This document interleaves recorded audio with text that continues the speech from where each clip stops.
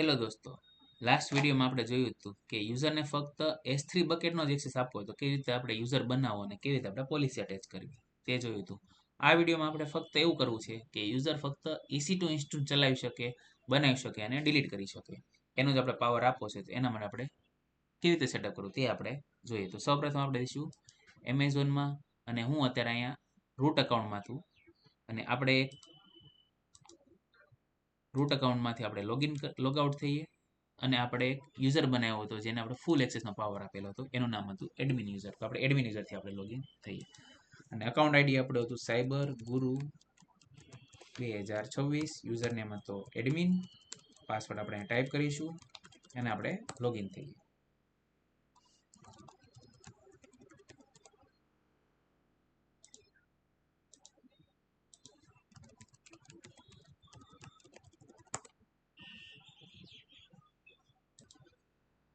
Cyber ગુરુ.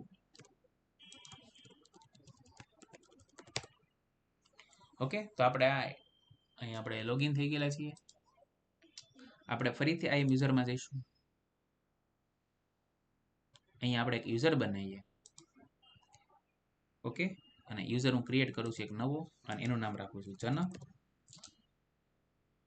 AWS management કોન્સોલનો power આપણે આપીએ છીએ. I want to create IAM user, અને પાસવર્ડ આપણે કસ્ટમ સેટ કરીએ, અને આપણે કરીએ છીએ નેક્સ્ટ. અને અહીંયા આપણે પોલિસી અટેચ કરીએ. ઓકે, તો અટેચ પોલિસી, અને પોલિસીનું નામ આવશે EC2 ફૂલ એક્સેસ. એના પર આપણે ક્લિક કરીએ, અને આપણે કરીએ નેક્સ્ટ, અને ક્રિએટ અ યુઝર. તો આ રીતે આપણે યુઝર જનરેટ કર્યો કે જેને આપણે ફૂલ પાવર આપેલો છે EC2 એક્સેસનો. ઓકે, તો આપણે નવી ટેબ ઓપન કરીએ, AWS કોન્સોલમાં જઈશું, અને આ યુઝરને લોગિન કરીએ, જનક નામના યુઝરને.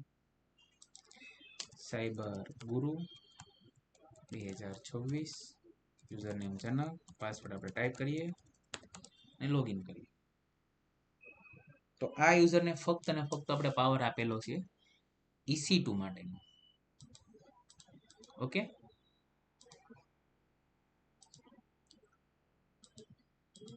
તો આપણે જઈશું EC2. તો અહીંયા જો આપણે EC2 આપણે અકાઉન્ટ બનેલું છે, આપણે લોન્ચ ઇન્સ્ટન્સ કરી શકશું. ઓકે, અહીંયા આપણે ફૂલ પાવર છે, પણ આપણે પાવર નથી S3 નો, તો આપણે S3 માં જઈએ. અથવા બિલિંગનો આપણે પાવર નથી, તો આપણે બિલિંગ નહીં આપણે કરી શકીએ. Okay, create a bucket. બકેટનું નામ હું આપું છું સાયબર ગુરુ 2026 1. હવે ટ્રાય કરીએ ક્રિએટ કરવાનું.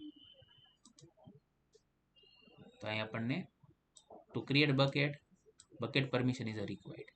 ઓકે, એને આપણે પરમિશન નથી, આપણે બકેટ બનાવી શકશું નહીં. આપણે EC2 નો યુઝ કરી શકીશું.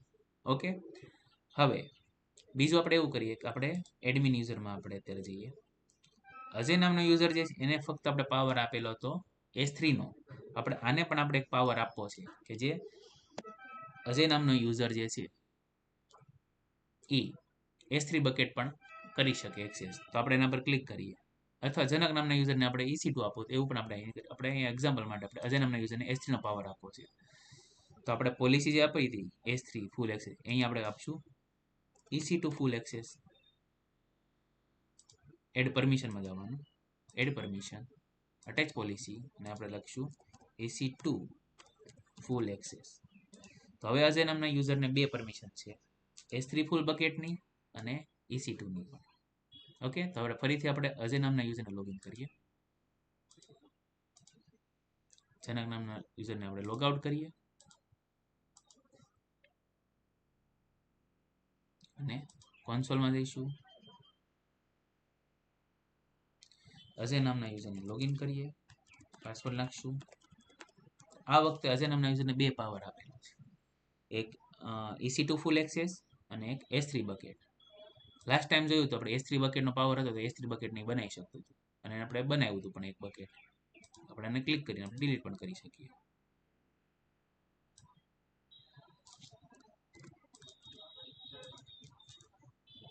ઓકે, અને આપણે EC2માં જઈએ. તો લાસ્ટ ટાઈમ આપણે EC2ની પરમિશન નહોતી, તો આ વખતે આપણે ઇન્સ્ટન્સમાં જઈએ તો આપણે ઇન્સ્ટન્સ બનાવવાની પરમિશન આપણને મળશે. ઓકે, અહીંયા આપણે ફૂલ પાવર છે કે આપણે ઇન્સ્ટન્સ ક્રિએટ કરી શકીએ.